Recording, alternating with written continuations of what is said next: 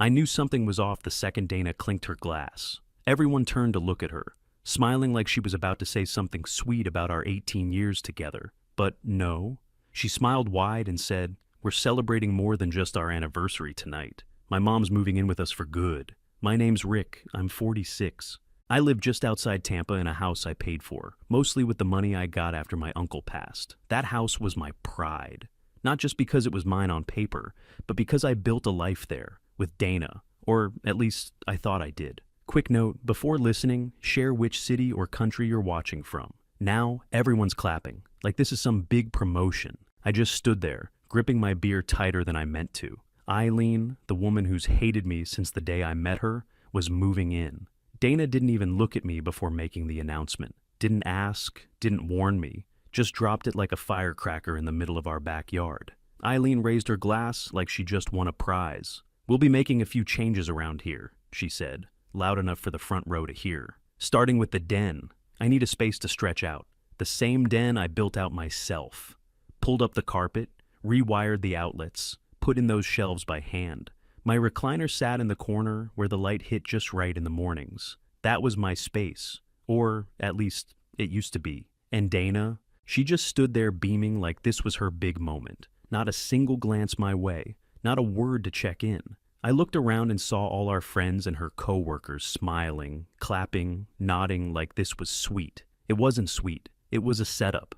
Eileen gave me that tight little smirk she always wears when she thinks she's won something. I could already hear her voice in my head nitpicking everything. How I mowed the lawn, how I spoke too loud, how I ate like a teenager. She once told me, "It's sweet Dana handles the finances. Not every man's okay being taken care of." And Dana just laughed like it was cute. This wasn't a surprise. It was a warning shot. But I was ready. I smiled back, stood up slow, reached under my chair, and pulled out the folder I'd tucked away that morning. "Funny you mention changes," I said, holding it up. Dana froze, smile twitching. Eileen tilted her head. I looked at the crowd and said, "I've got something to announce too." I didn't open the folder right away, just held it there, let the weight of it settle in the air while everyone stared. But in my head, I was already 2 weeks back. It started with Dana acting weird, real twitchy, leaving the room when I walked in, flipping her phone over every time it buzzed. She said she and her mom were planning something special for our anniversary. I figured maybe a trip or a dinner with family, something halfway decent. But then she started dodging questions, like flat out ignoring me when I asked what she was doing on her tablet, or why she and Eileen were suddenly attached at the hip. I wasn't snooping. I wasn't looking to trap her. But when she left her tablet on the couch unlocked while she ran upstairs, yeah, I looked. Subject line, move-in plan, pull ownership transfer. My stomach turned. I opened the thread. There were 10 emails back and forth between her and Eileen.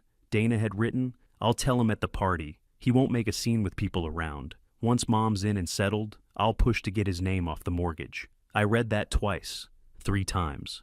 Just sat there with the tablet in my lap, feeling like I'd been punched straight through the ribs. They weren't just inviting Eileen to stay. They were planning to cut me out of my own damn house. I didn't sleep that night. Didn't say a word to Dana. Next morning, I called a real estate attorney. Told him everything. The house was in my name only. Title, deed, mortgage, everything. I'd bought it with inheritance money, paid off most of it already. He said I had full control. If I wanted to sell, I could. So I did. Within days, I had the place listed. A woman named Mary Ann came in for a showing that Thursday. I kept it quiet. Scheduled it while Dana was running errands with Mom. She loved the house. Made a cash offer on the spot. I signed the agreement that afternoon. I found a condo across town. 2-bedroom, top floor, view of the water. Paid cash and started moving. Real slow, quiet. A few boxes at a time. Kept my tools, my fishing gear, my recliner. Left the stuff Dana liked. The wedding china, the antique mirror she loved. That ugly-ass love seat Eileen always sat on. Ty was the only one I told. He showed up late at night with his truck and a thermos of coffee. We loaded stuff up while the neighborhood was asleep. I didn't even take the garage door opener. Left that sitting on the kitchen counter. By the weekend before the party, everything was done. Condo was ready, utilities switched, mail forwarded. I even stocked the fridge and threw in some wings and beer just to make it feel like home. I slept like a baby for the first time in months. Then came party day. I ironed my shirt, shaved, showed up like nothing was different. Dana greeted guests like she was throwing a charity gala. Eileen was already sipping wine by the time I walked out into the yard. They thought they had me boxed in. Thought I'd sit there like a good little husband while they announced their power grab. And, yeah, I almost did. Part of me still couldn't believe it was real. How fast someone you trusted could turn on you like that. But the folder under my chair reminded me exactly who I was dealing with. I flipped open the folder, real slow. You could feel the air shift. This, I said, holding up the first page, is a signed sales agreement. This house, it's sold. Silence. Like someone had hit mute on the whole backyard. I sold it last week. Full cash offer. Buyer takes full possession next Friday. Paperwork's already filed. Dana blinked, like I was speaking a language she'd never heard. Her mouth opened, closed, then opened again. You, what? You sold the house? Without talking to me? Eileen dropped her wine glass. Didn't even hit the concrete. Landed in the flower bed and spilled red all over her beige heels. She just stood there, staring at me like I'd pulled out a gun. Oh, I said, keeping my voice nice and calm. I thought we were making massive changes without discussing them now. Isn't that the theme? Ty coughed into his beer, trying not to laugh. Eileen's voice cracked. You can't just sell it. This is Dana's home. No, I said. This is my house. I bought it with my inheritance. It's in my name only. Always has been. Dana looked like she'd swallowed a brick. Rick, you can't be serious. What about our stuff? What about the party? Oh, don't worry, I said. You've got until next Friday. Plenty of time to pack. Right then, the doorbell rang. Everyone's head snapped toward the front of the house. I let it ring again. Then I set my drink down, straightened my shirt, and walked through the kitchen. When I opened the door, Marianne Blake was standing there, cool as ever. Black pantsuit, leather folder in hand, not even breaking a sweat.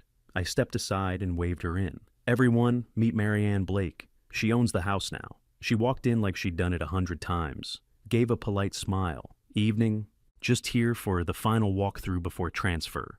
But, congratulations. Beautiful send-off party. Murmurs rippled through the guests. People shifted, looking at Dana, looking at me, looking back at the woman who now owned the place. A few folks tried to casually walk their drinks toward the side gate. Eileen looked like she might faint. This is a joke. It has to be. You're bluffing. No bluff, Marianne said, flipping open her folder and holding up the title transfer. Filed with the county on Wednesday. Dana finally found her voice. You can't just do this? We didn't even talk about this. I turned to her, arms crossed. You were gonna talk to me at the party, remember? Once your mom was settled in, thought I wouldn't make a scene. Her eyes widened. Yeah, I cut her off. I read the emails. You weren't planning a surprise move-in. You were planning a takeover. Only I beat you to it. Ty stepped up beside me, nodding slowly like a proud coach after a touchdown. Tried to tell you, Dana. You don't outmaneuver a man who built the house with his own hands. Dana turned to Eileen, almost pleading. Say something. Eileen's voice was thin. This is a stunt. No way this holds up. You didn't have my daughter's consent. I laughed. I didn't need it. You think you're co-owner of something you never paid for? House was mine before you even knew the street name. A guy from Dana's job backed toward the patio. I think I left something in my car. 3 other people followed him. Marianne stepped forward. Rick, if you'd like to show me the den, I'd love to get a sense of how the light hits in the morning. Oh, I said. That den's yours now, though you'll probably want to repaint. Eileen already had plans for it. Eileen opened her mouth, closed it again, then walked over to grab her purse like she might vanish into it. Marianne gave her a little smile. Don't worry, I won't touch the recliner. It's staying. Ty almost choked on his drink. I walked toward the hallway with Marianne, but before I turned the corner, I looked back at Dana. Her face was blank, mouth tight, eyes glossy but dry. I held up the folder again. Next time you plan a mutiny, try not leaving the battle map open on the coffee table. Dana stepped forward, voice shrill now. Where are we supposed to live? I shrugged. I don't know, maybe with your mom. Or you can rent the place from Marianne. She's open to it. Eileen whipped around, face already twisted. I'm not paying rent. I'm not some freeloader. No? I asked, tilting my head. Because that was the plan, wasn't it? You two were going to evict me and take over. That's a lie, Eileen snapped. I pulled another sheet from the folder. Printed it last week. Email from Dana's account. Want to read it out loud? Or just skip to the part where you pushed to get my name off the mortgage? Eileen's hand shot up like she might grab it, but I pulled it back. Marianne stepped in, calm as ever. If you do want to stay, though, I'll need first and last month's rent up front. no exceptions. Dana looked at her mom, voice shaky. Do you have that? Eileen spun around. Do I? You said Rick wouldn't fight this. You said we'd be settled before he even noticed. Dana's eyes welled up, but no tears came. She turned back to me. How long have you been planning this? I picked up my drink again. Since I found the email thread. So, what, 2 weeks ago? A murmur rippled through the crowd. Some people had started quietly walking toward the gate. A couple neighbors looked straight up embarrassed to have accepted the invite. The buffet table stood untouched, and someone's toddler started crying from the back corner. I can't believe you go behind my back like this, Dana said, voice low now, like maybe she realized how loud she'd been. Right, I said, because you were so upfront. He won't make a scene. Remember that line? Or how about, once Mom's in and settled, I'll push to get his name off the mortgage. I read every word. Dana stepped back like I'd slapped her. Eileen opened her mouth again, but Marianne cut in first. Look, I don't want drama. If you two want to apply to rent, we can talk, but I'll need paperwork by Monday. Otherwise, I'll be showing the place to other tenants by Wednesday. Ty leaned against the wall with his arms crossed, nodding slowly. Told you, man. Always keep receipts. Dana looked at me again. You already moved out? Yup. Where? Condo across town. Furnished. Fridges stocked. Views better. Her jaw hung slack. So, all of this, the party, you planned it? No, you planned the party. I just waited for my cue. She shook her head, whispering, You've really been planning this? The moment you planned to cut me out? Yeah. Eileen turned, wild-eyed. This is still our home. You can't just toss 18 years in the trash. I took a step forward. You never wanted a home. You wanted control. And Dana let you run wild in my house. Dana opened her mouth, but nothing came out. Just this hollow look, like she didn't even recognize what room she was standing in anymore. Marianne tucked the paperwork back in her folder. I'll be in touch Monday morning. If I don't hear from you, I'll assume you're not staying. More guests slipped out the gate. A wine glass clinked onto the patio table. The music, which had been playing quietly in the background, finally clicked off. I turned to Ty and held up my glass. Think it's safe to say we're done here. Eileen's voice cracked through the silence. You went further than we agreed. I thought we were all going to live here. Dana spun around, caught off guard. I was going to, later, once you were settled. Eileen's face went red. You played me, she snapped. Just like you played him? Dana's tone turned sharp, panicked. Don't act like you weren't in on it. You were the one who kept pushing me to take control. Said Rick didn't appreciate me. Said I needed to protect myself. I didn't raise you to lie like this, Eileen muttered, voice shaking with fury. You went behind my back just like you went behind his. She threw her napkin onto the table and stormed toward the side gate. Every step of her heels hit like a hammer. The crowd parted without a sound. No one tried to stop her. Dana just stood there, frozen in the middle of the yard, surrounded by half-empty wine glasses and the awkward shuffle of people who suddenly didn't know where to look. The lights from the rented string bulbs flickered across her face, and for a second, she looked like a stranger in her own life. Ty walked over, holding 2 beers. He handed me one. You really did it, he said quietly. Yeah, I said, cracking it open. And I'm not done yet. He took a sip, raised an eyebrow. What's next? Divorce papers are ready, I told him. She'll get them by Monday. Ty whistled low. You move fast. Had to, I said. She was already halfway to cutting me out. I just finished the job. Across the yard, Dana finally moved. She grabbed at the tablecloth, trying to straighten it like that might fix something. Her hands were shaking. One of the centerpieces tipped over, spilling wax and water onto the grass. She just stared at it. A couple of her friends tried to comfort her, but she brushed them off. Everyone can go, she said, voice cracking. Party's over. Someone coughed. Another person muttered, yikes, and headed for the gate. Within minutes, the yard was almost empty. Just a few people lingering by the fence, pretending not to stare. Dana turned toward me, eyes rimmed red. You didn't have to humiliate me. I took a drink. You didn't have to betray me. That's not what this was, she said, voice rising again. It wasn't betrayal. It was, what? Strategy, partnership. I stepped closer. You plotted with your mother to kick me out of the house I paid for. That's not marriage. That's mutiny. She shook her head, tears finally spilling. I just wanted something that was ours. Then you should have fought with me, not against me. Ty clapped a hand on my shoulder. Come on, man. Let's get out of here. I nodded, but before I left, I looked back at Dana one last time. She was standing there alone, lights flickering above her, the perfect picture of a plan gone to hell. It was close to midnight at my new condo when I heard a knock on the sliding door. Dana stepped out onto the back deck, arms crossed, hoodie zipped all the way up, like she was bracing for a storm. Her eyes were puffy, mascara smudged. She didn't say anything at first, just stood there. "Can we talk?" she finally asked. I didn't nod, didn't say yes, just kicked out the chair across from me. She took it. The yard was almost completely dark now, just the glow from the kitchen window and the faint buzz of the string lights we never turned off. She looked tired, not party tired, worn down tired, like the weight of the night finally sat square on her shoulders. "I messed up," she said. I didn't say anything. She kept going. "Mom pushed hard. You know how she is. Always in my ear. Always making me feel like I wasn't enough. Like I was letting her down, letting you run everything. You didn't have to listen to her." "I know." She rubbed her hands together. "I started resenting how you made decisions. The bills, the house stuff, even little things like where we went on vacation. I felt like I didn't matter anymore. You weren't sidelined," I told her. "You just stopped showing up." Her eyes snapped to mine. "That's not fair." "It's exactly fair. You checked out, Dana. I was still here, still fixing broken pipes and paying taxes and mowing the damn lawn while your mom criticized how I held a rake." She shook her head. I thought maybe if we took control, if Mom and I had something, we'd feel like we had power again." "So your big plan was to gut me out of my own life?" I wasn't thinking straight. "No," I said. "You were thinking selfish. And don't act like it was just your mom. You hit send on those emails. You signed on to that plan." She wiped her face. A tear hit the table between us. "I didn't want to hurt you. You wanted to win," I said. "That's what this was. You saw your mom's approval as a prize and you went after it. I was lost, Rick. You could have said that. I'd have helped you find your way back.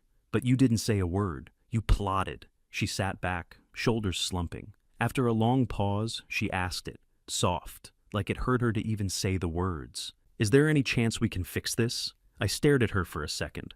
Not out of confusion, just making sure she really meant it. "Nope," I said flat. She winced. "You had the house. You had me. And you tried to play both sides like it was a game. But I'm not a game piece. Game's over." She opened her mouth, then closed it. Nothing else to say. I stood up, walked to the door, and slid it open. "Lock up when you're done." She nodded, eyes down, and I stepped inside without looking back. 1 week later, I was on the balcony of my new condo, cold beer in hand, watching the water turn orange with the sunset. The breeze came off the bay just right. Quiet, clean, no nagging voices behind it. Dana and Eileen were stuck in a 2-bedroom rental on the edge of town.